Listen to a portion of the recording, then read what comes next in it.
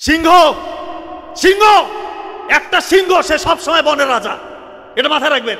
সে সব সময় বনের রাজা। সিংহের অনুপস্থিতিতে মাঝে মাঝে শেয়ালেরা মনে করে আমরাই বনের রাজা, সে রাজত্ব কায়েম করতে চায়। কিন্তু একটা কথা মনে রাখবেন, শেয়ালের রাজত্ব স্থায়ী হয় সিংহের জাস্ট উঠে দাঁড়ানো পর্যন্ত। এই আবু সাইদ মুগ্ধরা বাংলার সিংহ, তারা উঠে দাঁড়িয়ে দেখিয়ে দিয়েছে কিভাবে সিংহদেরকে দেশ থেকে বিতাড়িত করতে হয়।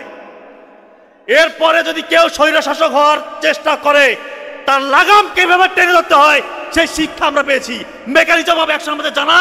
তাই বাংলার জমিনে আর কেউ স্বৈরশাসক হওয়ার দুঃসাহস দেখাবেন না। কর্নেল স্যান্ডার্স 65 বছর বয়স, 65 বছর বয়সে গিয়ে উনি বলতেছে আমি জীবনে কিছুই করি নাই, এখন কিছু করতে হবে। জীবনে কিছুই করি না, এখন করতে হবে। কি করতে হবে? আমি কোনটা পারি?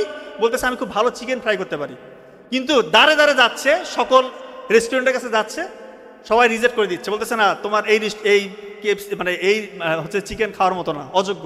1001 জায়গায় গেছে, সবাই রিজেক্ট করে দিচ্ছে। অনেকে বলতেছে যে আপনার এই সময় নাতিপুতির সাথে সময় কাটাবেন, বাসায় একটু খেলাধুলা করবেন তাদের সাথে, এগুলো কি শুরু করছেন? কিন্তু উনি হাল ছাড়ে নাই, আলটিমেটলি KFC প্রতিষ্ঠা করে দেখা দিচ্ছে। 65 বছর বয়স, তার মানে হাল ছাড়া যাবে না, হাল ছাড়া যাবে না। আরেকটা বিষয় হচ্ছে জ্ঞান অর্জন করতে বলেছেন। আলিয়া যতন বলছে জ্ঞান অর্জন করো, জ্ঞান অর্জন করে তুমি অনেক উঁচু হবা। তো জ্ঞান অর্জন করলে যে আসলে উঁচু হয় এরকম উদাহরণ অসংখ্য আছে। আপনার ইবনে সিনার নাম শুনেছেন। ইবনে সিনা মেডিকেল সায়েন্সের কথা আসলেই যার নাম আমাদেরকে নিতে হয়। উনি কিন্তু খুব গরিব ঘরে জন্মগ্রহণ করেছিলেন, খুব গরিব ঘরে। ছোটবেলা থেকেই খুব পড়ার প্রতি নেশা, কিন্তু বাবাকে বলতে বাবা বই এনে দাও, বাবার ওই ক্ষমতা নাই, বই যে এনে দিবে ওই ক্ষমতা নাই। উনি পরে পাশে যে মসজিদের লাইব্রেরি আছে ওইখানে মোমবাতির আলোতে পড়তেন, দিনরাত পড়তেন। এত স্টাডির প্রতি তার আগ্রহ, এত পড়ালেখা করতেন।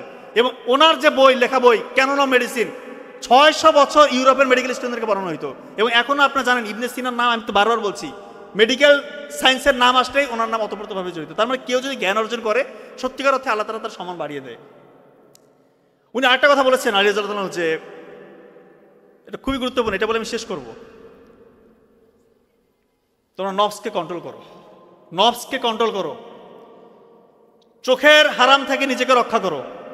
কারণ চোখের হারাম, চোখের গুনাহ তোমার হৃদয়কে মেরে ফেলবে। খুব গুরুত্বপূর্ণ কথা। আজকালকার যুবক যুবতীদের বেশিরভাগ সময়, বিশেষ করে যুবকদের, এই মোবাইলের অশ্লীলতার মধ্যে তাদের সময় পার হয়ে যায়। এই যে পর্নোগ্রাফি ইন্ডাস্ট্রি, এটা মাল্টি-ট্রিলিয়ন ডলার ইন্ডাস্ট্রি, এইটার উদ্দেশ্য এবং কাজই হচ্ছে যুবক যুবতীদেরকে ধ্বংস করা। এইটা নিয়ে আমি অসংখ্যবার আলোচনা করেছি, কারণ এই জায়গাতে অ্যাড্রেস করতে হবে। অনেকে বলে যে এইটা নিয়ে কথা বলার কি আছে? এইটা নিয়ে কথা বলতে হবে, এইটা 1 নম্বর সমস্যা। আমার কাছে হাজার হাজার যুবকরা ফোন দিয়ে কান্নাকাটি করে, বলতেছে আমি এত ব্রিলিয়ান্ট মেরিটোরিয়াস স্টুডেন্ট ছিলাম, আজকে আমার মেধাশক্তি কাজ করতেছে, আমি যেটা পড়ি সেটাই ভুলে যাই, আমার মনের ভিতরে কোনো উচ্চাকাঙ্ক্ষা নাই, শুধু হতাশা, মনে হয় আমি একা দুনিয়াতে কেন বেঁচে আছি। অনেকে মনে হয় যে আমি সুইসাইড করি না কেন, কারণ তার এই যে অশ্লীলতা শয়তান তার ভিতরে ঢুকাই দিচ্ছে। দয়া করে এই অশ্লীলতাটা ছাড়তে হবে। যদি সত্যিকার অর্থে যে কোনো স্টেজে আপনি সম্মান পেতে চান, আপনাকে অশ্লীলতা ছাড়তে হবে। স্টুডেন্টদের জন্য বলতেছি না, যে কোনো স্টেজের মানুষ গোপন গুণে লিপ্ত হইতে পারে, যে কোনো স্টেজের। অনেকে আছে বৃদ্ধ বয়সে গোপন গুণে লিপ্ত থাকে, তার জন্য করুণ পরিণতি। আমি এটা বারবার বলতেছি, এই গোপন গুণা ছেড়ে দিয়ে গোপন ইবাদত করেন। মোবাইলে কিসের এত অশ্লীলতা? আপনারা কি মজা পান এখানে?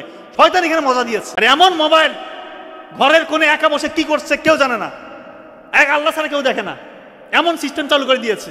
আর বেশিরভাগ যুবকরা এই নেশার মধ্যে, এই ফাঁদে পড়ে গিয়ে আজকে অসহায়, কোথায় যাবে কোনো দিক, মানে কোনো তার দিশা খুঁজে পাচ্ছে না যে কে আমাকে এখান থেকে উদ্ধার করবে। আমি বলতেছি আপনারা চোখের পানি ফেলে তাহাজ্জুদের সালাত আদায় করে আল্লাহর কাছে চান, আল্লাহ তাআলা ইনশাআল্লাহ আপনার গুনাহগুলো মাফ করে দিবে, আপনাকে সব সম্মানিত করবে। মানুষ ফেরেশতা না, এই জিনিসটা মনে রাখবেন। কেউ ফেরেশতা না, মানুষ ভুল করতে পারে, কিন্তু আপনি ভুল থেকে যদি উঠে দাঁড়াতে না পারেন তাহলে তো ভাই হইল না। আপনি উঠে দাঁড়ান, আল্লাহকে বলেন আল্লাহ আমি অসহায়, আমি পারছি না, আপনি আমাকে সাহায্য করেন, শয়তানের এই ফাঁদ থেকে আমাকে রক্ষা করেন, আল্লাহ তাআলা আপনাকে রক্ষা করবেন ইনশাআল্লাহ। আপনার সম্মান বহুগুণে বাড়িয়ে দিবে। এটা একটা মানে বৃহৎ যুদ্ধ, যে কোনো সামরিক যুদ্ধ থেকে ভয়াবহ যুদ্ধ হচ্ছে এই পর্নোগ্রাফি, অশ্লীলতা থেকে নিজেকে দূরে রাখা। আমি সত্যিকার অর্থে বলছি, যে কোনো খারাপ কাজ থেকে ছুটে আসা যতটা সহজ, এই অশ্লীলতায় যারা নিমজ্জিত, যারা অ্যাডিক্টেড, এইখান থেকে বের হওয়া সব থেকে কঠিন। এই জন্য এটাতে অনেক বেশি ফোকাস করতে হবে। আল্লাহর সাহায্য ছাড়া আপনি কোনোভাবে বের হতে পারবেন না, কারণ আপনার অপোনেন্ট সরাসরি ইবলিস শয়তান। ইবলিস শয়তান কি যেই সে শক্তিশালী নাকি? তার সাথে পারবেন এমনি, মানে এমনি রাত হইলে তো আপনাদের মাথা খারাপ হয়ে যায়। এই জন্য বলতেছি এটা ছাড়েন, আল্লাহ তাআলা সম্মান বাড়াই দিবে ইনশাআল্লাহ। আর একটা কাজ করলে নিশ্চিত পতন, মা বাবার সাথে বেয়াদবি, এই কথা আমি বারবার সকল প্রোগ্রামে বলবো, কারণ মা বাবাকে ফেলে রাখছেন। আমার এক পেশেন্ট কিছুদিন আগে ফোন দিয়ে কান্না শুরু করছে, 60 বছরের এক ভদ্র মহিলা। বললাম, মা আপনি কান্না করছেন কেন? বলতেছে, বাবা আমার 2 ছেলে 1 মেয়ে, মেয়ের বিয়ে দিয়েছি, বড় ছেলে আমেরিকায় আছে, ছোট ছেলে একটা ভালো চাকরি করে। আপনাদের আঙ্কেল মানে আমার হাজব্যান্ড 5 বছর আগে মারা গেছে। এখন আমি একা থাকি, ঢাকার একটা বাসায় উনি একা থাকে। বলতেছে, বাবা আমার রাতে ঘুম আসে না, মনে হয় আমার ছেলেটা যদি আমাকে একটু জায়গা দিত। মানে কেন জায়গা দেয় না কেন? যে সে জায়গা দিচ্ছে না, বলতেছে আমি থাকলে নাকি তার ডিস্টার্ব হচ্ছে, তার সংসার টিকছে না। কেমন কথা? বলতেছে, বাবা 4-5টা বছরের এই 10টা ঈদ আমার একা একা কাটছে, একা একা, মনে হয় না ঈদের দিন কিছু রান্না করি। এত কষ্ট লাগছে কথা শুনেছে। আমি আপনাকে কি চিকিৎসা দিব মা? আপনি আল্লাহর কাছে আপনি চান, কিছু চান, আল্লাহর কাছে কান্নাকাটি করেন, আল্লাহ তাআলা সহজ করবে। হয়তো আল্লাহ তাআলা আপনার জন্য পরকালে কিছু রাখছে।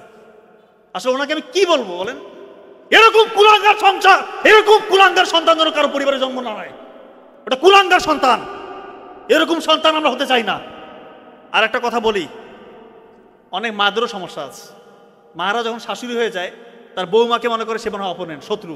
এইটা করা যাবে না। এই যে মিডিয়া প্রচার হবে, আমি বলতেছি মায়েরা আপনারা দয়া করে যখন আপনার ছেলের বিয়ে দিবেন, আপনার ছেলের বউকে নিজের মেয়ে মনে করেন, তাকে আঁকলে ধরেন, সে আপনাকে অবশ্যই ভালোবাসবে। আপনার ছেলেকে বলেন, বাবা তুমি তো তোমার বউকে নিয়ে মাঝে মাঝে ঘুরতে যাও, আপনি তাকে বলে দিবেন। আপনার ছেলে অথবা আপনার বৌমার জন্য একটা শাড়ি নিয়ে আসতে, বলো বাবা আরও 2টা শাড়ি নিয়ে আস। আপনার অ্যাক্টিভিটিস দেখে যেন উনি মনে করে যেন আসলে তো আমার শাশুড়ি আমাকে নিজের মেয়ের মতো ভালোবাসতেছে, তখন দেখবেন আপনার প্রতি সে ভালোবাসবে। আর আপনি আসার সাথেই শুরু করে দিলেন যে আমার ছেলে কোথায় নিয়ে গেল, ভাগে গেল, শেষ হয়ে গেলাম, তাহলে তো ভাই হবে না। মেয়েদেরও কিছু সমস্যা থাকে, তারাও এসে মনে করে যে শাশুড়ি মানে শত্রু। শাশুড়িদের মধ্যে অনেকেরই সমস্যাটা আছে। তো এইটা করবেন না। মেয়েদেরকে বলবো, আপনার বিয়ের পরে প্রথমে আপনারা অবশ্যই শাশুড়িকে নিজের মায়ের মতো মনে করবেন। যদিও এটা মনে করা খুবই ডিফিকাল্ট, বাট চেষ্টা করেন। আপনার স্বামীকে খুশি করার জন্য এটা চেষ্টা করেন, আপনার শাশুড়ির খেদমত করেন, চেষ্টা করেন এটাকে আল্লাহ তাআলাকে খুশির জন্য, যেটা এটা আপনাদের দায়িত্ব না, বাট আপনার স্বামীকে খুশির জন্য এটা করেন, সম্পর্কটা ইজি হয়ে যাবে। আর মাদের উদ্দেশ্য বলতেছে, আপনারাও আপনাদের বৌমাকে একটু নিজের মেয়ের মতো মনে করবেন। এই জন্য বারবার বলি, বাবা মার খেদমত করেন, আল্লাহ তাআলা দেখবেন আকাশচুম্বী সাফল্য দেখাবে ইনশাল্লাহ। আমি কথা আর বেশি দেরি করব না। 3টা জিনিস জীবন থেকে মুছে ফেলেন।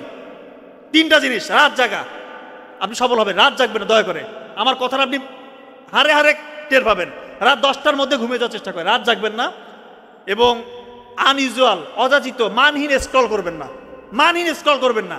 কি দেখতেছেন, কি জন্য দেখতেছেন, মানে কোনো উদ্দেশ্য আছে, কি শিখতেছেন, এটা করবেন না। জীবন বদলে যাবে, বিশ্বাস করেন জীবন বদলে যাবে। আর হচ্ছে খারাপ সঙ্গ, ব্যাড সার্কেল, টক্সিক সার্কেল থেকে বের হয়ে আসেন। যার সাথে ঘুরতেছেন আগে দেখেন ও কি আসলে হাই অ্যাম্বিশন রাখে, সে কি ধার্মিক। আগে ভালো করে চিন্তা ভাবনা করে দেখেন যে সত্যিকার অর্থে যে ভালো হয়, ওর সাথে সময় কাটাতে পারেন, কোনো সমস্যা নেই। আমি বলতেছি না ঘরের কোণে বসে সারাদিন পড়ো না, খেলাধুলা করবেন, আপনি ধর্মীয় বই পড়বেন, কালচারাল অ্যাক্টিভিটিস যেটা ধর্মের সাথে যায় এরকমগুলো করবেন। আপনারা সবই করবেন, কিন্তু মেইন ফোকাসটা আপনার থাকতে হবে। এবং দিনের পড়াটা দিনে শেষ করবেন। ওই একদিন পড়লাম 7 দিন ফেলা রাখলাম, পরীক্ষার আগে পড়বো, এইভাবে জীবনে সফল হতে পারবেন না। আপনাদের মেইন সমস্যা হচ্ছে আপনারা বলেন যে গ্রাজুয়েশন কমপ্লিট করে বিসিএস এর বড় পড়বেন। বিসিএস বলে না, যেটাই হতে চান এখন থেকে আপনারা স্কিল ডেভেলপ করেন। স্কিল ডেভেলপ করতে হবে এখন থেকে, না হলে ওই সময় যা পারবেন না। সময়ের সাথে যদি আগাইতে না পারেন, সময় আগে যাবে, আপনি পিছনে পড়ে যাবেন, ব্যাকফুটে পড়ে যাবেন। একটা কথা আছে, সময়কে হয় ব্যবহার করো, না হয় সময় তোমাকে ধ্বংস করবে। কথা কি বুঝছেন? হয় সময়কে ব্যবহার করো, না হয় সময় তোমাকে ধ্বংস করবে। এই জিনিসটা খুবই ইম্পর্টেন্ট। সর্বশেষ কথা, যে কোনো রকমের অন্যায় দেখলে অবশ্যই প্রতিবাদ, অন্যায় দেখলে প্রতিবাদ করতে হবে।